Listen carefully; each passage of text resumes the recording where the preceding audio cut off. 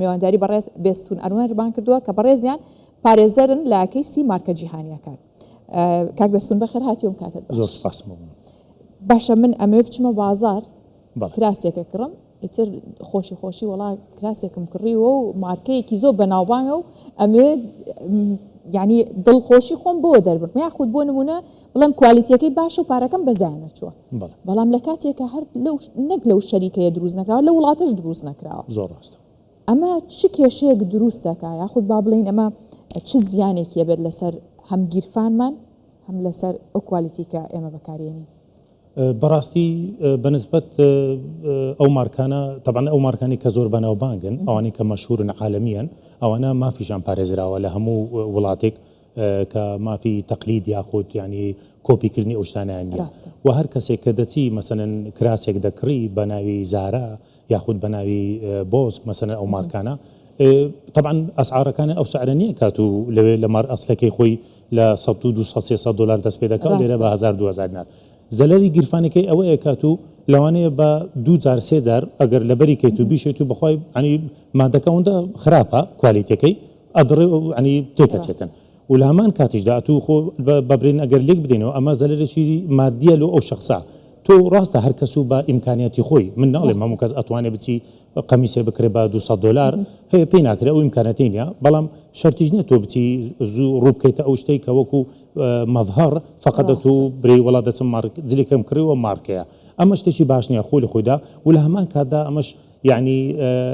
ئەو مشکلەیە لە هەموو دنیای هەیە بە واقعی تاڕادێک و خاصەتەن ئەو دەوڵەتانەی کە لە منطقەی شەرق الئەوسەط یاخون بەبرین سین کە بە زۆرێک ئەو کۆپی ئەو تەقلیدی ئەو شتانە دەکەنەوە. بەڵێ لەم ماوەی پێشوش بینیمان کە زۆرێک لەو براندە جیهانیانە چین بڵاوی کردەوە لەسەری ئەوان خۆیان وتیان کە ئێمە دروستیەکەین ئەمەش بۆ خۆی فێڵکردنێکە لەلایەن بۆ نمونە ئەوروپاوەکە یان لە شوێنێکی دیکەوە کە بکرێت و یاخود ئەم قۆرەخکاریەوە لێ کات ئەگەر چین لەلایەکی دیکەوە بڵێ ئێمە دروستیەکەین ئەو کوالیتیە نیەکەوە 1000 دلار بن بە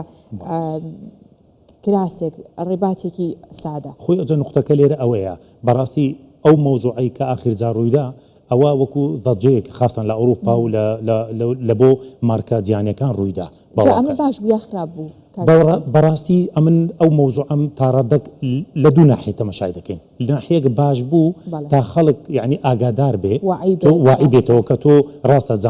جانتایەک دەکڕی بە 2000 دلار ئەڵێ ئەمە مارکێ و جلدەکەی ئەسلیە و ڕۆی دروستکراوە کەچی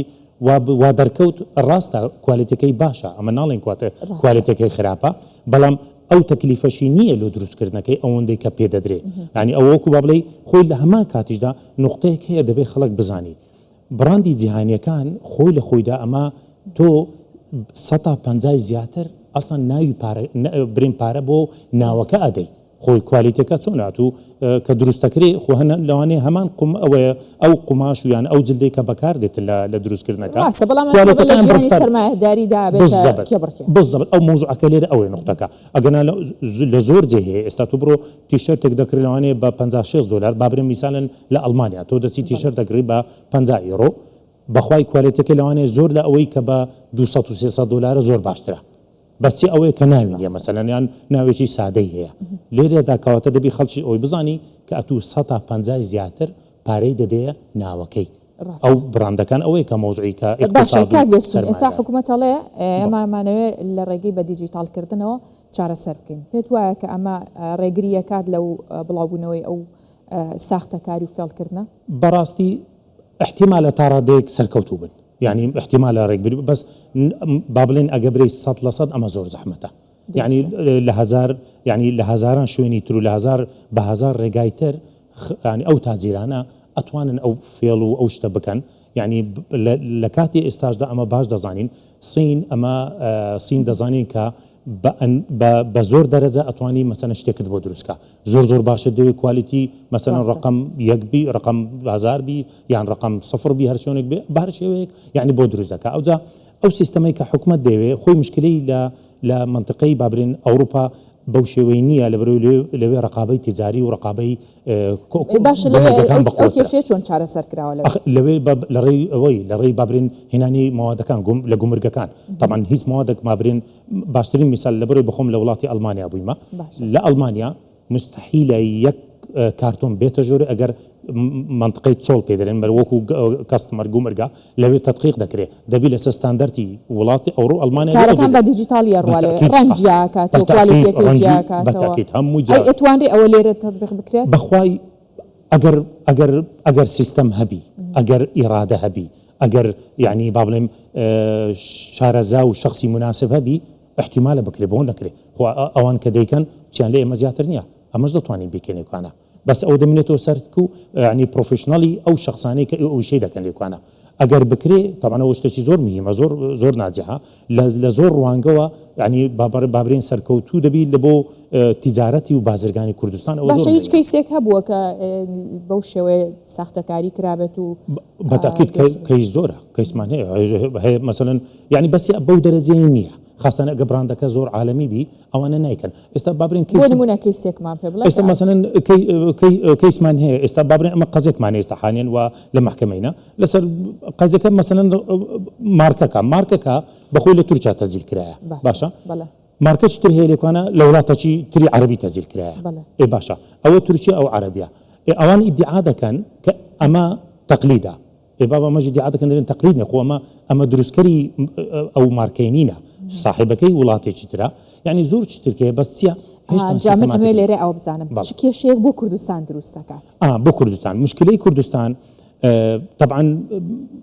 مشکلەکە تەنها لە ڕووی بازرگانیەوە با بڵێن باسی بکەین لە ڕووی دادگاوە جێبەجێکردنی ئەوە یاسای هێمای بازرگانی ئەوە پەیوەستەکە وەکو خۆی جێبەجێ بکرێت خواستن بەپێی ئیتفاقی نیست کە وڵاتی عراقیش عضوە بەشێکە لەو ئیتفاقی کە ئەبێ پابەندی هێمای بازرگانی و یاساکانی هێمای بازرگانی ئەو مشکلەی کە بۆ کوردستان دروست دەبێت بەداخۆ ئەمە لێرە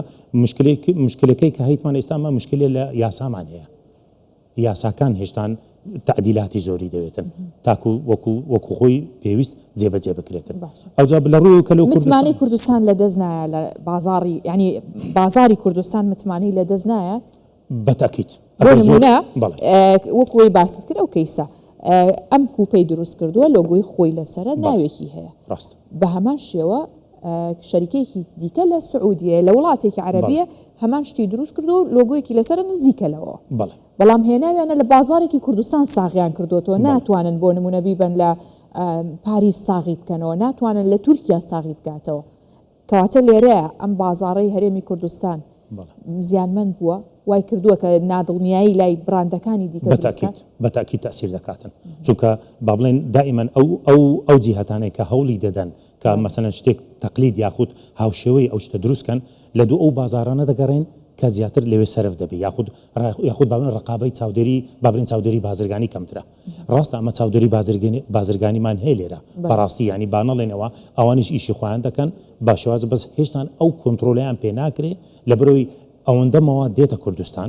بە هەندێکیان زۆر ینی لێکچوونیان زۆر هەیە ئەوە تەسیر دەکات